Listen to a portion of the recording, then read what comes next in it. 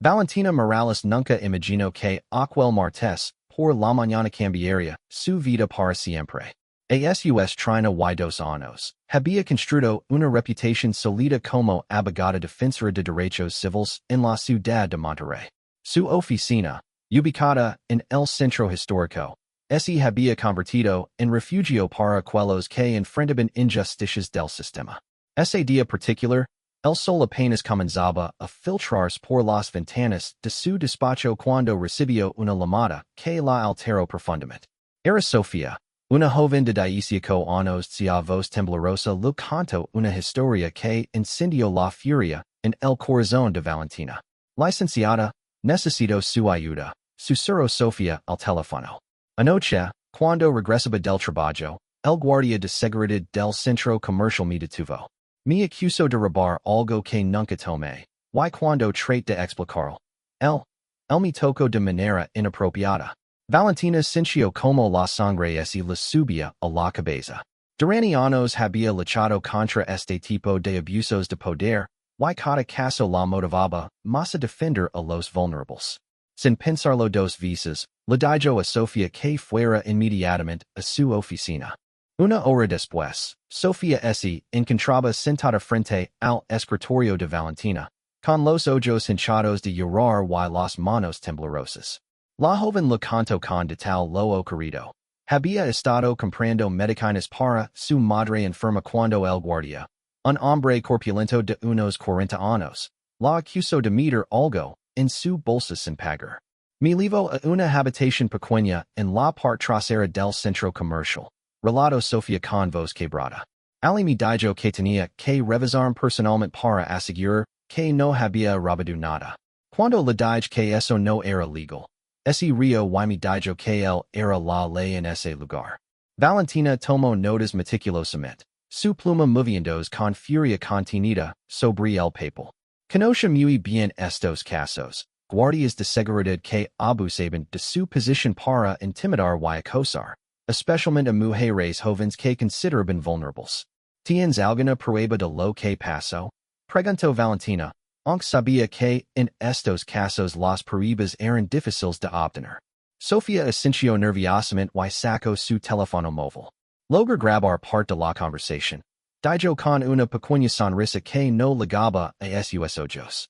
Mi hermano me enseñó a activar la grabadora rápidamente en situaciones de emergencia. Al escuchar la grabación, Valentina sintió una mezcla de indignación y determinación. La voz del guardia era clara y amenazante. Sus palabras dejaban poco espacio para la interpretación. Este no era solo un caso de acoso sexual. Era un claro abuso de poder que necesitaba ser expuesto. Después de que Sofía se marchara, Valentina se dirigió inmediatamente al centro comercial Plaza Metropolitana. Conoce muy bien sus derechos como abogada, y sabía exactamente qué preguntas hacer y a quién dirigirse.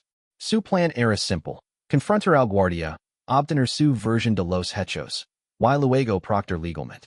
Al llegar al centro comercial, Valentina se dirigió directamente al área de seguridad. El ambiente era tenso, con varias cámaras de vigilancia y guardias uniformados patrulando los pasillos. Preguntó en la recepción por el supervisor de seguridad y fue dirigida a una oficina en el segundo piso. El supervisor, un hombre mayor llamado Ricardo Vázquez, la recibió con una sonrisa forzada que no ocultaba su incomodidad evidente cuando Valentina se presentó como abogada y mencionó el incidente de la noche anterior. Mayor, licenciada, dijo Ricardo, ajustándose nerviosamente la corbata. Aquí manejamos estos asuntos internamente. Estoy seguro de que se trata de un malentendido. Un malentendido no incluye acoso sexual, señor Vázquez, respondió Valentina firmemente. Necesito hablar con el guardia involucrado. Tengo derecho a obtener su versión de los hechos antes de proceder legalmente. Ricardo llamó por radio al guardia en cuestión, un hombre llamado Esteban Ruiz. Cuando llegó a la oficina, Valentina inmediatamente notó su actitud desafiante. Esteban era exactamente como Sofía lo había descrito. Corpulento, con una mirada intimidante y una sonrisa arrogante que parecía permanente en su rostro. Así que usted es la abogada que viene a defender a esa minerosa. Fueron las primeras palabras que salieron de la boca de Esteban, sin siquiera esperar a que lo explicaran la situación. Valentina mantuvo su compostura profesional, aunque por dentro hervía de indignación. Soy la abogada que representa a una joven que fue víctima de acoso sexual en este establecimiento. Niega usted los hechos. Esteban se río con desdén. Esa niña estaba robando. Yo solo hice mi trabajo. Si no le gusto como hago mi trabajo, que se vaya a llorar a otro lado. Su trabajo incluye tocar inapropiadamente a las personas que dedican, preguntó Valentina, sacando su grabadora y colocándola sobre la mesa. La expresión de Esteban cambió ligeramente, pero su arrogancia permaneció intacta. Yo no toco nadie inapropiadamente. Solo hice una revisión de rutina, como esta, en mi derecho a hacer. Una revisión que incluía comentarios sobre su cuerpo y amenazas. Valentina reprodujo parte de la grabación que Sofía había hecho. El silencio que siguió fue ensordecido. Ricardo miró nerviosamente entre Valentina y Esteban, claramente incómodo con la situación que se estaba desarrollando frente a él. Esteban, sin embargo, no mostró signos de remordimiento. En su lugar, su expresión se endureció aún más. Esa grabación no prueba nada. La palabra de una ladrona contra la mía. Aquí yo soy quien tiene la autoridad. Fue en ese momento que Valentina cometió el error que cambiaría todo. Frustrada por la actitud del guardia y indignada por su falta de remordimiento, se puso de pie bruscamente y señaló a Esteban con el dedo. Usted no tiene ninguna autoridad para acosar sexualmente a mujeres jóvenes. Su comportamiento es inaceptable y criminal. Me asegurar personalmente de que pague por lo que hizo. Esteban se levantó también, su gran figura imponiendo sobre Valentina. ¿Está amenazando, licenciada? Porque aquí las cosas no funcionan como usted cree. No la estoy amenazando, respondió Valentina, sin dejarse intimidar. Lo estoy permitiendo que voy a exponer su comportamiento y me asegurar de que enfrenta las consecuencias legales. Lo que Valentina no sabía en ese momento era que Esteban Ruiz no era simplemente un guardia de seguridad más. Tenía conexiones profundas dentro del sistema de seguridad privada de la ciudad, contactos que se extendían hasta las fuerzas policiales locales. Más importante aún, era primo de uno de los comandantes más influyentes de la policía municipal. Esteban sonrió de manera siniestra. Licenciada, creo que no entiende con quién se está metiendo. Aquí las cosas son diferentes de cómo funcionan en sus libros de leyes. Valentina recogió sus cosas y se dirigió hacia la puerta. Ya veremos quién no entiende cómo funcionan las cosas, señor Ruiz. Mientras salía del centro comercial, Valentina sintió una extraña mezcla de triunfo y aprensión. Había grabado toda la conversación. Tenía evidencia clara del comportamiento inapropiado del guardia, y estaba lista para proceder con el caso. Sin embargo, algo en la manera en que Esteban había hablado la inquietaba. Esa tarde, al regresar a su oficina, Valentina comenzó a preparar la demanda formal. Documentó meticulosamente cada detalle, organizó todas las pruebas, y se preparó para lo que sabía sería una batalla legal intensa. Su asistente, Carmen, una mujer de mediana edad que había trabajado con ella durante 5 años, notó su determinación. Otro caso difícil, preguntó Carmen mientras organizaba los documentos. El más difícil hasta ahora, respondió Valentina. Pero también el más importante. Lo que ninguna de las dos sabía era que, en ese mismo momento, en una oficina a pocos kilómetros de distancia, Esteban Ruiz estaba haciendo algunas llamadas telefónicas muy específicas. La primera fue a su primo, el comandante Miguel Ruiz, de la Policía Municipal. Miguel, tengo un problema con una abogada intrometida, dijo Esteban al teléfono. Necesito que me ayudes a resolverlo antes de que las cosas se salgan de control. La segunda llamada fue aún más preocupante. Fue a un contacto en el Departamento de Licencias Profesionales, un hombre que le debía varios favores a la familia Ruiz. Carlos, necesito que revises el expediente de una abogada llamada Valentina Morales. Busca cualquier irregularidad, cualquier cosa que podamos usar. Mientras Valentina trabajaba tarde esa noche en su oficina, sin saberlo, ya ese habían puesto en marca una serie de eventos que desafiarían todo lo que ella creía sobre la justicia y el sistema legal. Su teléfono móvil vibró con un mensaje de texto de un número desconocido. Licenciada Morales, Syria sabio que reconsiderara su posición en el caso Ruiz. Hay consecuencias para quienes ese meeting donde no les corresponde. Valentina miró el mensaje con el seno fruncido, pero no se dejó intimidar. En su carrera había recibido amenazas antes, y sabía que era parte del precio de defender a los más vulnerables. Eliminó el mensaje y continuó trabajando en la demanda. Sin embargo, al apagar las luces de su oficina esa noche, Valentina no pudo sacudir la sensación de que había cruzado una línea invisible, una línea que separa los casos rutinarios de aquellos que cambian vidas para siempre. Mientras caminaba hacia su automóvil en el estacionamiento vacío, sintió como si alguien la estuviera observando desde las sombras. Al día siguiente, cuando llegó a su oficina, Carmen la estaba esperando con una expresión preocupada en el rostro. En sus manos tenía un sobre oficial que había legado en el correo matutino. Valentina, esto llegó para ti esta mañana, dijo Carmen, entregando el sobre. Parecer del Colegio de Abogados. Valentina abrió el sobre con curiosidad, pero su expresión cambió rápidamente a una de shock total. Dentro había una citación oficial para comparecer ante el comité disciplinario del Colegio de Abogados por supuestas irregularidades en el ejercicio profesional y conducta no ética hacia personal de seguridad privada. ¿Qué significa esto? Preguntó Carmen, notando la palidez que había invadido el rostro de Valentina. Valentina leyó y releyó el documento, sin poder creer lo que estaba viendo.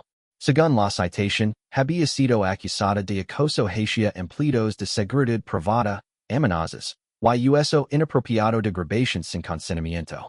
La fecha de la audiencia era en solo una semana. Esto es imposible, murmuró Valentina. Yo soy quien está presentando la demanda. ¿Cómo pueden estar acusándome? Fue en ese momento que realmente comprendió las palabras de Esteban Ruiz del día anterior.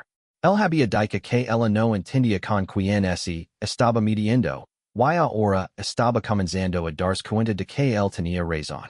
El teléfono de su oficina sonó estruendosamente, interrumpiendo sus pensamientos.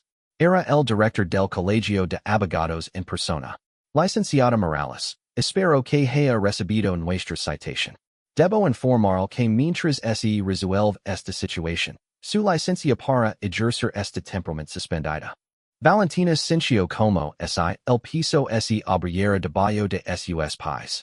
Su carrera, todo por lo que había trabajado durante años, estaba siendo amenazado por las mismas personas que había intentado confrontar por su comportamiento inapropiado.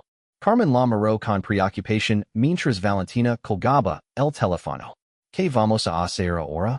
Valentina se enderezó en su silla, su determinación regresando gradualmente. Vamos a luchar, Carmen. Esto no ha terminado. De hecho, apenas está comenzando. Pero incluso mientras pronunciaba esas palabras valientes, Valentina no tenía idea de cuán profunda era la conspiración que se había formado en su contra, en cuán sorprendentes serían los eventos que estaban por desarrollarse. El guardia Esteban Ruiz había subestimado gravemente a la mujer con la que se había metido, y pronto descubriría que Valentina Morales tenía recursos y conexiones que él nunca había imaginado. La guerra había comenzado, pero ninguno de los dos bandos sabía realmente contra qué se estaban enfrentando. Los días siguientes a la suspensión de su licencia fueron los más difíciles en la carrera profesional de Valentina. Mientras intentaba comprender la magnitud de la conspiración que se había formado en su contra, comenzó a investigar más profundamente los antecedentes de Esteban Ruiz y descubrió una red de corrupción que se extendía mucho más allá de lo que había imaginado inicialmente. Carmen se había convertido en su aliada más valiosa durante este periodo. A pesar de que oficialmente Valentina no podía ejercer como abogada, Carmen continuó trabajando desde las sombras, Investigando y recopilando información que pudiera ayudar a su jefa a limpiar su nombre. Valentina, encontré algo interesante. Dijo Carmen una mañana, entrando a la oficina con una carpeta llena de documentos.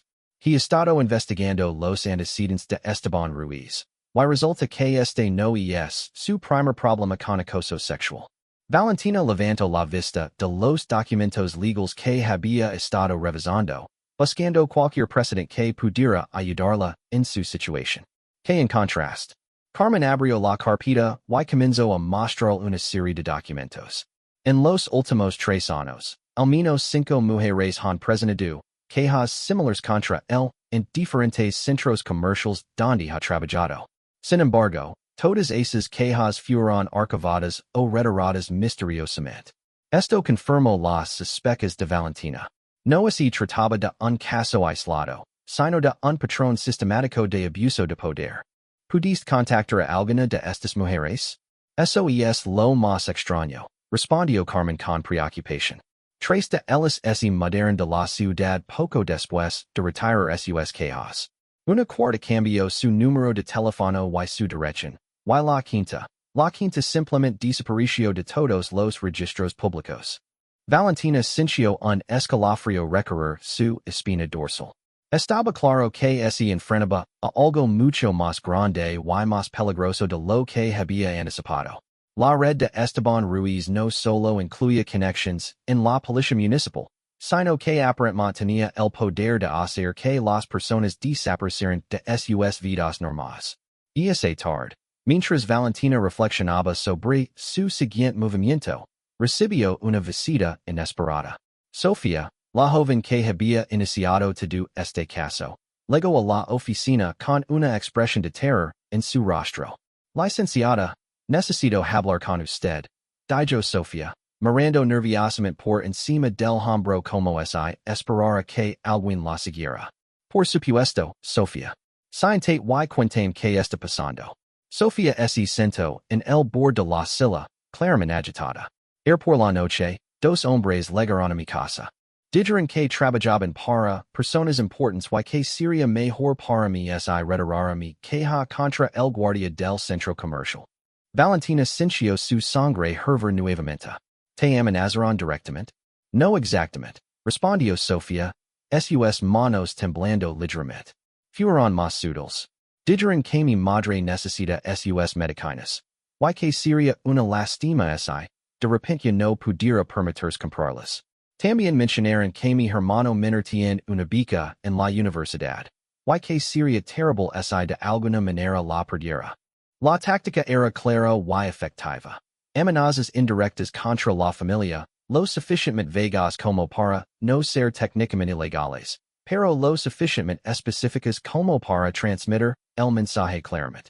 Sofía, entiendo tu miedo, dijo Valentina, tomando las manos temblorosas de la joven. Pero si cedemos ante estas intimidaciones, ellos ganarán. No solo contigo, sino con todas las futuras víctimas. Sofía comenzó a llorar silenciosamente. Licenciada, usted no entiende. Mi familia lo es todo para mí. No puedo arriesgar su bienestar por esto. Valentina comprendía perfectamente la posición de Sofía, pero también sabía que si permitía que estas tácticas funcionaran, estaría contribuyendo a un sistema que continuaría victimizando a mujeres vulnerables. Dame 24 horas, le dijo Valentina. Creo que puedo encontrar una manera de proteger a tu familia mientras seguimos adelante con el caso. Después de que Sofía se marchara, Valentina tomó una decisión que cambiaría completamente el caso de los eventos. Decidió contactar a alguien que no había visto en años, su hermano mayor, Diego Morales. Diego no era abogado como su hermana. Durante los últimos 15 años, había trabajado en el sector de seguridad privada, eventualmente fundando su propia empresa de investigación privada. Lo que hacía a Diego especialmente valioso era que conocía íntimamente cómo funcionaba el mundo de la seguridad privada desde adentro. Valentina, ¿realmente te metiste con los Ruiz? Fue lo primero que le preguntó Diego cuando se reunieron esa noche en un pequeño café del centro de la ciudad. ¿Conoces a esta familia? Preguntó Valentina, sorprendida. Diego Asensio Gravement. Los Ruiz han estado operando en el sector de seguridad privada durante más de 20 años. Comenzaron con pequeños contratos de vigilancia, pero gradualmente construyeron una red que incluye casi todos los centros comerciales importantes de la ciudad, además de conexiones políticas significativas. Que tan poderosos son realmente. Lo suficiente como para hacer que las quejas desaparezcan, como has descubierto. Pero Valentina, hay algo más que necesitas saber. Diego se inclinó hacia adelante, bajando la voz. Los Ruiz no son solo una familia de guardias de seguridad. Hay rumores de que están involucrados en actividades mucho más serias. ¿Qué tipo de actividades? Tráfico de información, chantage, y posiblemente cosas peores. Utilizan su red de seguridad para recopilar información comprometedora sobre personas influyentes, y luego la usan para mantener su poder y influencia. Valentina se recostó en su silla, abrumada por la magnitud de lo que había descubierto. Entonces, ¿crees que debería retirarme? Diego sonrió. Una sonrisa que recordaba a la determinación feroz que habían compartido desde niños. ¿Conoces a tu hermano mayor? Absolutamente no. Pero vamos a necesitar ser mucho más inteligentes de lo que hemos sido hasta ahora. ¿Qué propones? Tengo contactos en el sector que podrían estar dispuestos a ayudar. Personas que han estado esperando una oportunidad para exponer a los Ruiz. Pero necesitamos evidencia sólida, no solo las quejas de víctimas que pueden ser intimidadas hasta el silencio. Durante las siguientes 2 semanas, Diego y Valentina trabajaron juntos en una operación clandestina para recopilar evidencia contra la red de los Ruiz. Diego utilizó sus contactos para infiltrarse en el círculo de seguridad privada, mientras Valentina se enfocaba en la investigación legal desde otra perspectiva. Lo que descubrieron fue un peor de lo que habían imaginado. Los Ruiz no solo estaban involucrados en acoso sexual sistemático, sino que habían estado operando lo que esencialmente equivalía a un esquema de chantage a gran escala. Utilizaban las cámaras de seguridad en los centros comerciales para grabar a personas prominentes en situaciones comprometedoras, y luego usaban esa información para extorsión. Mira esto, dijo Diego una noche, mostrando a Valentina una serie de fotografías que había obtenido de uno de sus contactos. Estas son imágenes de un archivo que Esteban mantiene en su oficina personal. Muestran a varios funcionarios públicos, empresarios, e incluso jueces en situaciones que preferirían mantener privadas. Valentina examinó las fotografías con creciente horror. Esto explica cómo han logrado mantener su poder durante tantos años. No es solo corrupción ordinaria, es chantage sistemático. Exactamente. Y más. Diego le mostró otro conjunto de documentos. También han estado vendiendo información personal de clientes a terceros, incluyendo números de tarjetas de crédito, direcciones, y hábitos de compra. El alcance de las actividades criminales de los Ruiz era asombroso. Habían convertido su red de seguridad privada en una operación criminal diversificada que afectaba a miles de personas inocentes. ¿Cómo vamos a usar esta información? Preguntó Valentina. Aquí es donde las cosas se ponen interesantes, respondió Diego con una sonrisa. Resulta que no somos los únicos que han estado investigando a los Ruiz.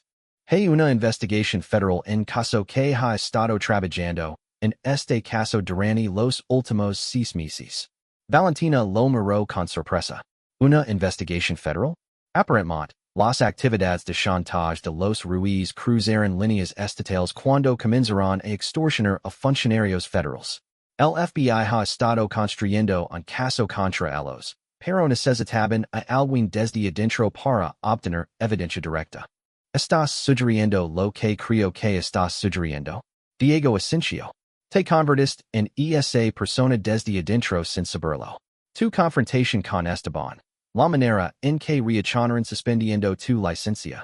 Todo eso les dio a los federales exactamente lo que necesitaban para justificar una operación más agresiva.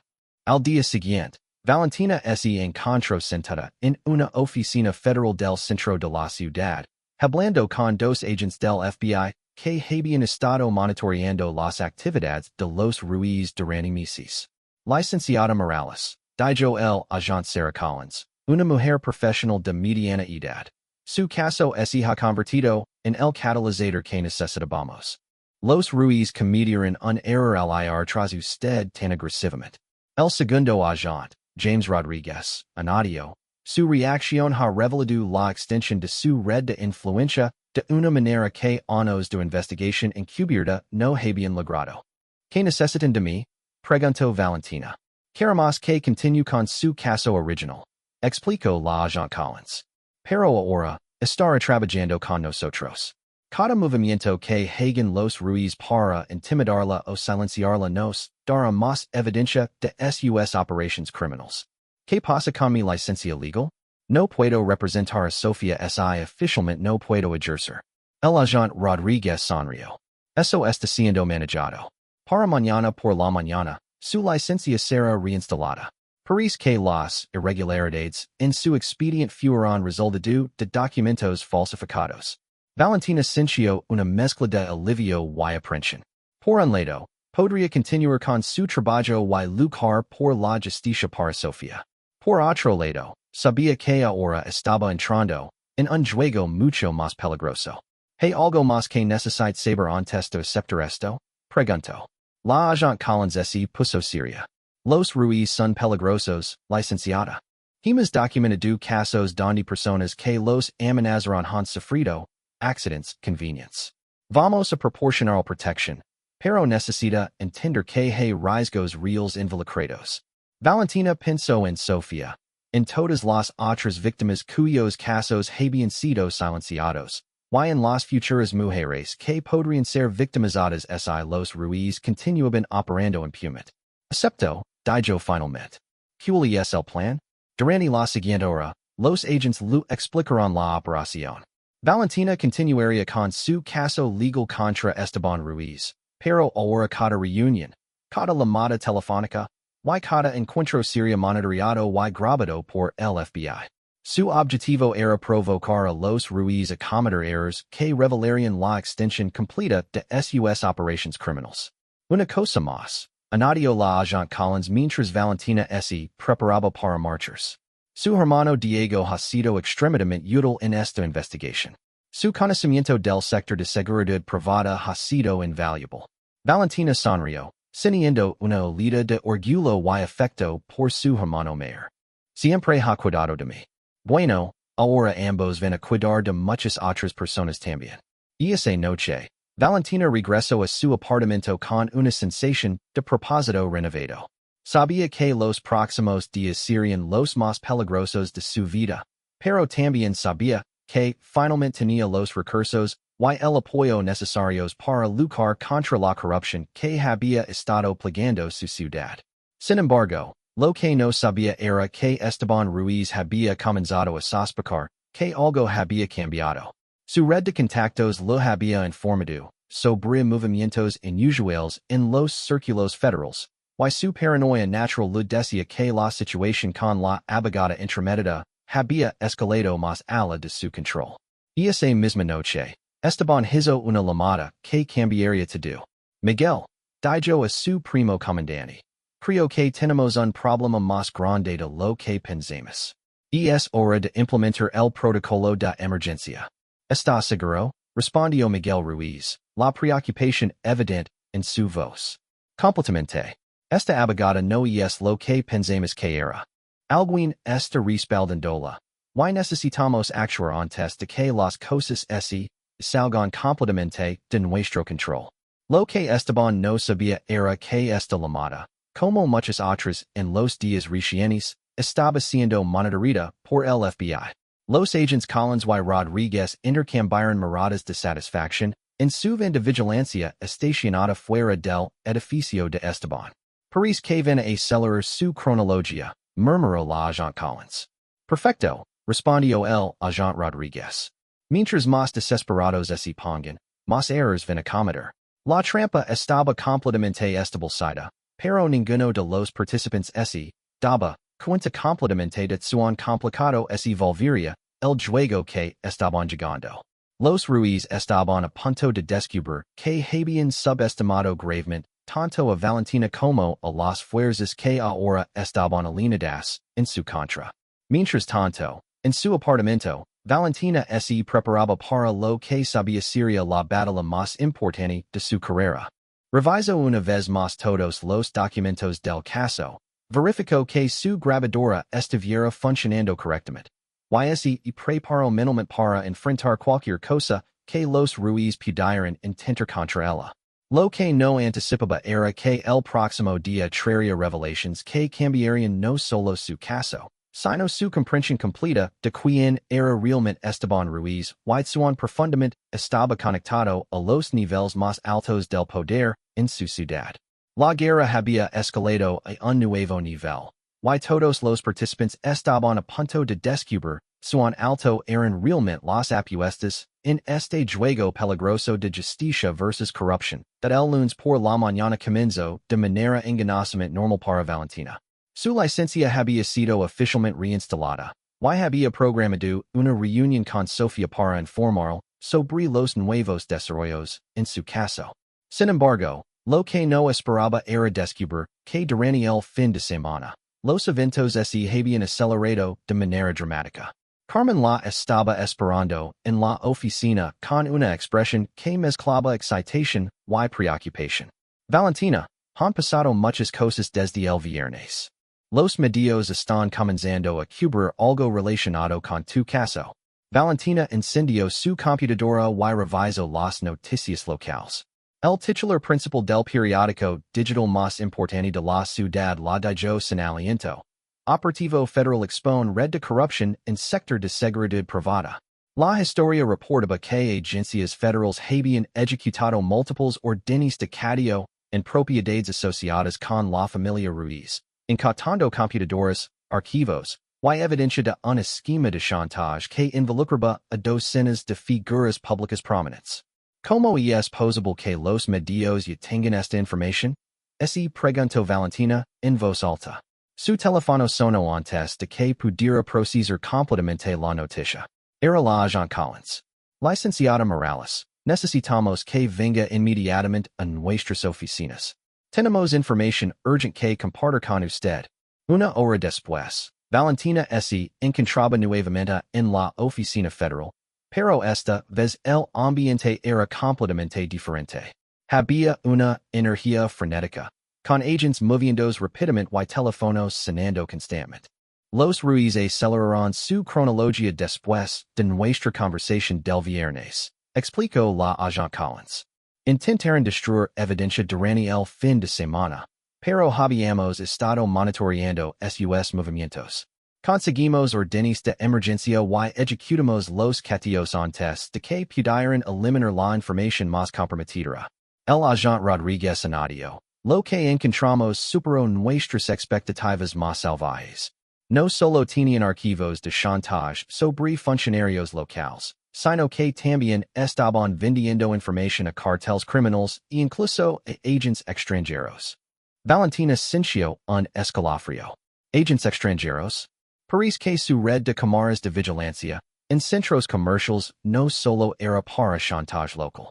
Estaban recopilando inteligencias sobre patrones de comportamiento civil, movimientos de personas prominentes, y vendiendo esa información a entidades que querían destabilizar la región. La magnitud de lo que habían descubierto era asombrosa. Lo que había comenzado como un caso de acoso sexual se había transformado en una investigación de seguridad nacional. ¿Qué significa esto para mi caso original con Sofía? Preguntó Valentina. Su caso sigue siendo importante, respondió la agent Collins. De hecho, ahora es más importante que nunca, porque demuestra el patrón de abuso de poder que permitió que todas estas otras actividades criminales florecieran. Sin embargo, lo que los agents no le dijeron a Valentina fue que los Ruiz habían tomado medidas desesperadas la noche anterior. Esteban, al darse cuenta de que su mundo se estaba desmoronando, había decidido que se iba a caer, se llevaría a tantas personas como fuera posible consigo. Mientras Valentina estaba en la oficina del FBI, Esteban estaba ejecutando lo que él llamaba su protocolo nuclear. Había comenzado a filtrar a los medios información comprometida sobre algunas de las figuras públicas más prominentes de la ciudad, incluyendo alcaldes, jueces, y empresarios influyentes. El primer signo de que algo había cambiado luego cuando Valentina regresó a su oficina esa tarde. Carmen la estaba esperando con una expresión de shock total. Valentina, tu teléfono no ha parado de sonar en toda la tarde. Reporteros, políticos, e incluso algunas de las personas que aparecen en las noticias han estado llamando. Valentina revisó rápidamente las noticias más recientes en su teléfono y se quedó sin aliento. Durante las últimas 4 horas, habían salido a la luz escándalos que involucraban al alcalde de la ciudad, 2 jueces de la Corte Superior, y varios empresarios prominentes. Todos estaban aparentemente conectados al esquema de chantaje de los Ruiz. ¿Cómo se filtró toda esta información tan rápidamente? Preguntó Valentina. Su teléfono sonó, y la pantalla mostró el número de la agente Collins. Licenciada Morales, necesita ir inmediatamente a un lugar seguro. Esteban Ruiz ha comenzado a liberar información de manera indiscriminada. Y creemos que pueda estar culpándola a usted por exponer su operación. Que quiere con lugar seguro. Quiere que algunas personas muy poderosas que han sido expuestas hoy podrían culparla a usted por sus problemas. Enviaremos un agente para escoltarla a una ubicación protegida. Durante los siguientes 30 minutos, mientras esperaba al agente federal, Valentina comenzó a recibir llamadas que confirmaron sus peores temores. La primera fue del asistente personal del alcalde. Licenciada Morales, el alcalde quiere hablar con usted sobre su papel en la liberación de información privada a los medios. La segunda llamada fue aún más directa. Era de alguien que se identificó como representante de intereses comerciales afectados. Señorita Morales, usted ha causado daños significativos a personas respetables de esta comunidad. Esperamos que reconozca su responsabilidad en esta situación. Valentina colgó el teléfono, sintiéndose abrumada por la ironía de la situación. Había comenzado como la defensora de una víctima de acoso sexual, y ahora estaba siendo culpada por exponer a los perpetradores de múltiples crímenes. Cuando el agente Rodríguez llegó a su oficina, Valentina estaba empacando documentos esenciales en una maleta. ¿Son malo y es realmente? Le preguntó. Peor de lo que pensamos, respondió el agente. Esteban Ruiz aparentemente decidió que iba a ser arrestado. Se levaría consigo a toda la estructura de poder corrupta de la ciudad. Ha estado liberando información comprometida sobre docenas de figuras públicas. ¿Y me está culpando a mí? No directamente, pero está implicando que su caso original fue parte de una conspiración más grande para desestabilizar a personas respetables de la comunidad. Algunas de esas personas están comenzando a creer esa narrativa. Mientras se dirigían hacia el vehículo federal, Valentina se dio cuenta de que había subestimado completamente la complejidad de la situación en la que se había metido. No se trataba solo de un caso legal. Se había convertido en una batalla política que amenazaba con derribar la estructura de poder completa de su ciudad. Durante el viaje hacia la Casa Segura, el agente Rodríguez le explicó los desarrollos más recientes.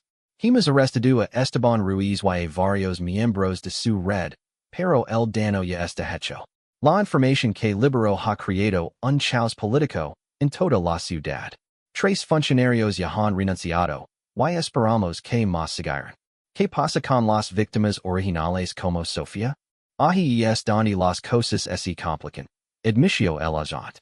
Con todo el caos político, existe el riesgo de que los casos individuales de acoso sexual se pierdan en la confusión más grande. Esto era exactamente lo que Valentina había temido. En su esfuerzo por buscar justicia para una víctima individual, había desencadenado eventos que podrían resultar en que esa víctima fuera olvidada en medio del caos más grande. La Casa Segura resultó ser un apartamento modesto en las afueras de la ciudad. Durante las siguientes horas, Valentina tuvo tiempo para procesar realmente lo que había sucedido y planear su próximo movimiento. Alrededor de la medianoche, recibió una llamada inesperada en el teléfono seguro que lo habían proporcionado los agents.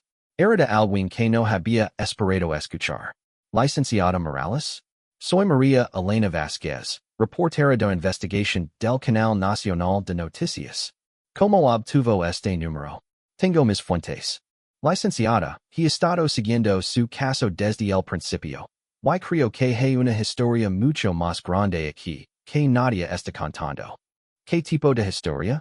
La historia de cómo una abogada defendiendo a una víctima de acoso sexual accidentalmente expuso una red de corrupción que se extiende hasta los niveles más altos del gobierno local. Creo que usted es la heroína de esta historia. No la villana que algunos están tratando de hacer que parezca.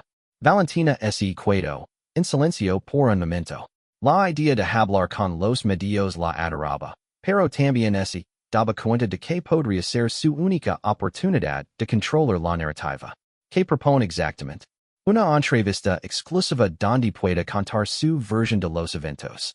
Mostrar al público que esto no fue una conspiración política, sino simplemente una abogada haciendo su trabajo y defendiendo una víctima. Necesito pensarlo. Licenciada, mientras usted piensa, otros están controlando la narrativa. Para mañana por la mañana, la historia podría ser que usted es una abogada radical que destruyó la reputación de personas inocentes. Es la historia que quiere que se cuente.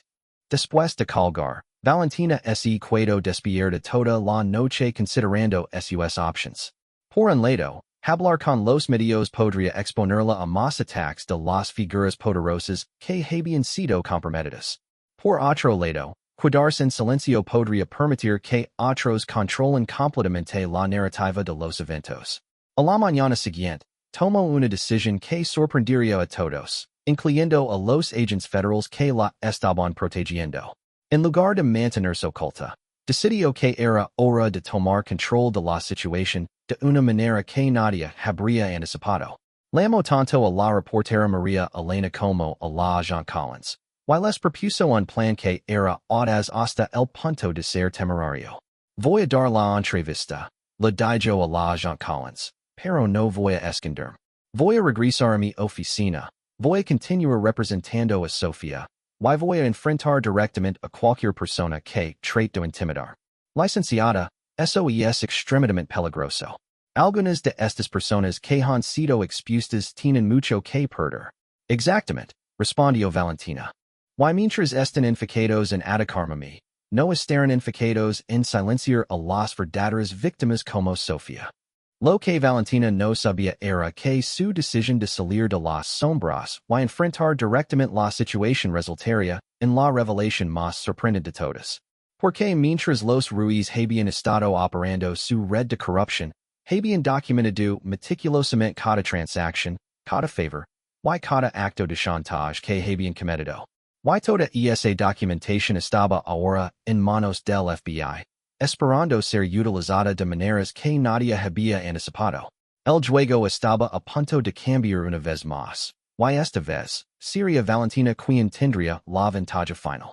Pero primero, tendría que sobrevivir a lo que permitía ser la semana más peligrosa de su vida, cuando regresara al centro de la ciudad para enfrentar directamente a todos aquellos que querían silenciarla permanentemente. La guerra había entrado en su fase final, pero el resultado final aún estaba por determinarse. Y en el centro de todo, una joven llamada Sofía esperaba pacientemente que su búsqueda original de justicia finalmente fuera resuelta en medio del caos que había envuelto a toda la ciudad. La decisión de Valentina de regresar públicamente a su oficina y dar la entrevista exclusiva se convirtió en el punto de inflexión que nadie había anticipado. El miércoles por la mañana, cuando salió de la casa segura acompañada por agentes federales encubiertos, sabía que estaba tomando el riesgo más grande de su carrera, pero también sabía que era la única manera de recuperar el control de su narrativa y, más importante, asegurar justicia para Sofía. La entrevista con María Elena Vázquez fue programada para transmitirse en vivo esa misma tarde, pero antes de eso, Valentina tenía una reunión crucial con Sofía, quien había estado escondida con su familia desde que comenzó el caos mediático. Licenciada, ¿está segura de que esto es seguro? Preguntó Sofía cuando se reunieron en la oficina de Valentina. La joven parecía exhausta y aterrorizada por toda la atención que había recibido su caso original. Sofía, sé que esto se ha vuelto mucho más grande de lo que cualquiera de nosotros anticipó, respondió Valentina, tomando las manos de la joven. Pero quiero que sepas que tu Valencia, al venir a mí originalmente, ha expuesto una red de corrupción que ha estado dañando a esta ciudad durante años. Eres una heroína, no una víctima. No me siento como una heroína, admitió Sofía. Me siento como si hubiera causado un desastre. Tú no causaste nada. Los criminales que operan esta red causaron esto. Tú simplemente tuviste el courage de hablar cuando otros no pudieron o no quisieron hacerlo. Durante su conversación, Carmen interrumpió con una expresión de urgencia. Valentina, acabamos de recibir una llamada muy interesante. Es del fiscal general del estado. Valentina tomó la llamada con curiosidad y creciente sorpresa. El fiscal general lo informó que, basándose en la evidencia obtenida durante los cateos federales, su oficina estaba preparando cargos criminales masivos no solo contra la familia Ruiz, sino contra todos los funcionarios públicos que habían estado involucrados en el esquema de chantaje. Licenciada Morales, su caso original ha sido el catalizador para la operación anticorrupción más grande en la historia de nuestro estado. Queremos ofrecerle una posición especial como consultora en estos procedimientos. ¿Qué tipo de posición? Estaría a cargo de coordinar la representación legal de todas las víctimas que han surgido como resultado de esta investigación. Hemos identificado más de 50 mujeres que fueron victimizadas por la red de Ruiz a lo largo de los años. Valentina se quedó en silencio, abrumada por la magnitud de lo que se lo estaba ofreciendo. No solo tendría la oportunidad de obtener justicia para Sofía, sino para docenas de otras víctimas que habían sido silenciadas durante años. Acepto, dijo finalmente. Pero tengo conditions. ¿Cuáles son? Sofía Restrepo, mi client original, debe recibir prioridad en todos los procedimientos. Su caso debe ser resuelto primero y de manera completa antes de proceder con los otros. Acordado. ¿Hay algo más? Sí. Quiero garantías de que ninguna de estas víctimas será revictimizada durante el proceso legal. Protección completa, apoyo psicológico, y anonimato si lo solicitan. También acordado. Licenciada Morales, esperamos trabajar con usted en esto. Después de colgar, Valentina lo explicó a Sofía lo que acababa de suceder. Los ojos de la joven se llenaron de lágrimas, pero esta vez eran lágrimas de alivio y esperanza. ¿Esto significa que realmente va a haber justicia? Preguntó Sofía. Más justicia de la que jamás imagined posible, respondió Valentina. Esa tarde, la entrevista en vivo con María Elena Vázquez se convirtió en uno de los programas de noticias más vistos en la historia de la televisión local. Valentina habló clara y directamente sobre cómo un simple caso de acoso sexual había llevado al descubrimiento de una red masiva de corrupción. Quiero dejar algo absolutamente claro, dijo Valentina durante la entrevista. Yo no busqué esta batalla. Yo estaba simplemente haciendo mi trabajo como abogada, representando a una joven valiente que tuvo el courage de hablar contra la injusticia. Todo lo que sucedió después fue resultado directo de su corrupto y extenso era el sistema que estaba protegiendo a su agresor. La respuesta del público fue inmediata y abrumadoramente positiva. Durante las siguientes horas, la oficina de Valentina recibió cientos de llamadas de apoyo, incluyendo ofertas de ayuda financiera para Sofía y su familia, ofertas de trabajo para Valentina, y más importante, llamadas de otras víctimas que finalmente se sienten seguras para hablar.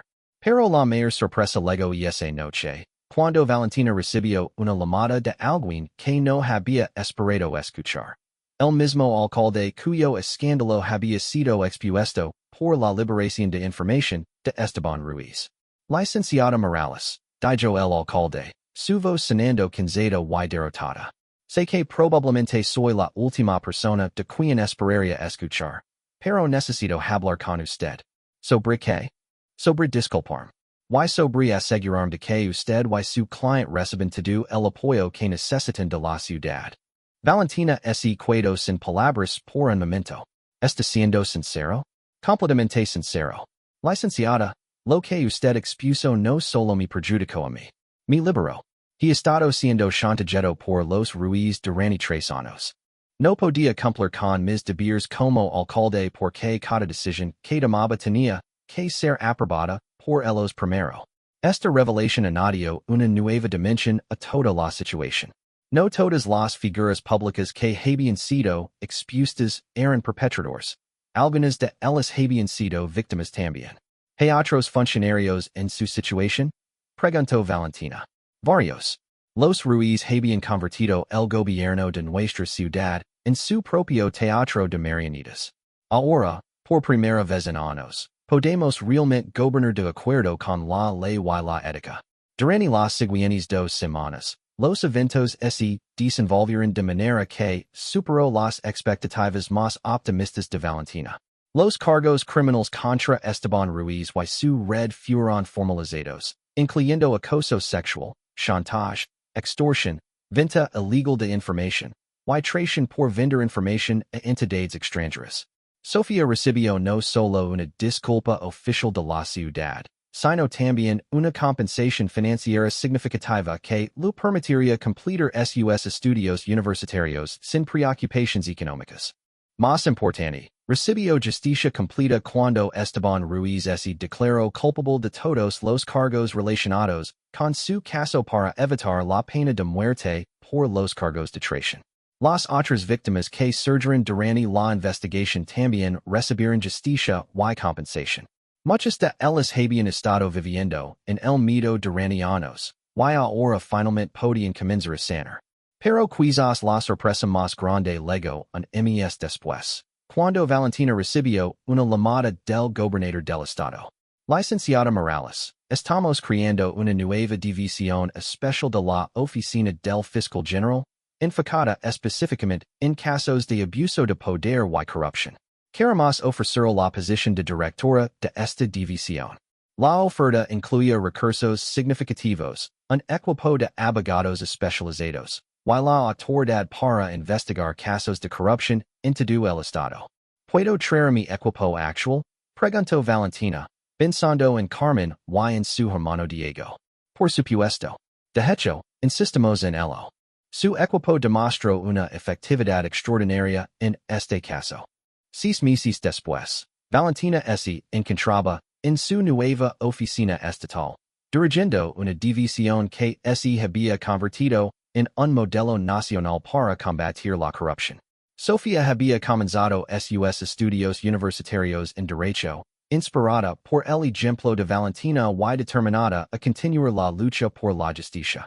El centro comercial donde comenzó todo había sido completamente renovado bajo nueva administración, con políticas estrictas para proteger a los clientes y empleados de cualquier tipo de abuso. Una placa cerca de la entrada principal lea: este establecimiento está comprometido con la dignidad y seguridad de todas las personas. En memoria de todas las víctimas de abuso de poder, y en honor de aquellos que tienen el valor de hablar. Diego había expandido su empresa de investigación privada y ahora trabajaba regularmente con la división de Valentina, utilizando su experiencia para identificar y exponer redes de corrupción antes de que pudieran causar daño significativo. Carmen había sido promovida a asistente ejecutiva de la división completa, supervisando las operaciones diarias y asegurándose de que cada víctima que llegaba a sus oficinas recibiera el mejor cuidado posible. En cuanto a los Ruiz, Esteban fue sentenciado a 25 años en prisión federal, mientras que varios miembros de su red recibieron sentencias menores pero significativas. Su imperio de corrupción fue completamente desmantelado, y los activos que habían obtenido ilegalmente fueron confiscados para compensar a sus víctimas. Pero quizás el resultado más sorprendente fue el efecto que el caso tuvo en toda la cultura de la ciudad. Las otras empresas de seguridad privada implementaron voluntariamente políticas estrictas para prevenir el abuso de poder. Los funcionarios públicos comenzaron a operar con mayor transparencia, sabiendo que la nueva división de anticorrupción estaba vigilando. Y lo más importante, otras víctimas de abuso de poder comenzaron a sentir seguras para hablar, sabiendo que había un sistema en lugar que realmente las protegería. Un año después del incidente original, Valentina y Sofía se reunieron para una cena tranquila en el mismo café, donde Valentina había conocido por primera vez a su hermano para planear su estrategia contra los Ruiz. ¿Alguna vez imaginas que las cosas terminarían así? Preguntó Sofía, quien ahora irradiaba una confianza que no había posado cuando llegó por primera vez a la oficina de Valentina. Nunca, admitió Valentina con una sonrisa. Cuando viniste a mi oficina ese día, pensé que estábamos enfrentando un caso de acoso sexual típico. No tenía idea de que estábamos a punto de exponer una red criminal que se extendía por toda la ciudad. ¿Piensas que hicimos lo correcto? A veces me siento culpable por todo el caos que causamos. Sofía, escúchame muy claramente, dijo Valentina, tomando las manos de la joven como había hecho tantas veces durante el caso. Tú no causaste ningún caos. Tú expusaste el caos que ya existía. Hay una diferencia enorme. ¿Qué quieres decir? Quiero decir que antes de que hablaras, 50 mujeres estaban siendo victimizadas en silencio. Funcionarios públicos estaban siendo chantajeados para tomar decisiones que dañaban a ciudadanos inocentes. Información sensible estaba siendo vendida a entidades que querían dañar nuestro país. Todo eso ya estaba sucediendo. Sofía asintió, comprendiendo finalmente el alcance completo de lo que había logrado su Valencia. Ahora, continuó Valentina, esas 50 mujeres han recibido justicia. Los funcionarios públicos pueden gobernar de acuerdo con la ley. Nuestra información nacional está protegida. Y futuras víctimas tienen un lugar seguro donde buscar ayuda. Eso es lo que causaste tú. Mientras caminaban de regreso a sus automóviles esa noche, Sofía le hizo a Valentina una pregunta final. ¿Crees que volveremos a enfrentar algo así? Valentina sonrió, mirando hacia el centro de la ciudad donde las luces brillaban sobre una comunidad que había sido transformada por la búsqueda de justicia de una joven valiente. Probablemente, respondió. Pero la próxima vez, estaremos listos. Y la gente que trata de abusar de su poder saber que hay consecuencias reales para sus acciones. Mientras se elegiban en direcciones opuestas, ambas sabían que habían sido parte de algo extraordinario. Lo que había comenzado como un simple caso de acoso sexual se había transformado en una revolución de justicia que había cambiado no solo sus vidas, sino las vidas de toda su comunidad. Y en el centro de todo, la lección más importante permanecia clara. Cuando una persona tiene el valor de hablar contra la injusticia, y cuando otros tienen el valor de oporla, incluso las redes de corrupción más poderosas pueden ser derrotadas. La historia de Valentina Morales y Sofía Restrepo se convirtió en un símbolo nacional de cómo la justicia real es posible cuando las personas valientes se niegan a permanecer en silencio frente al abuso de poder.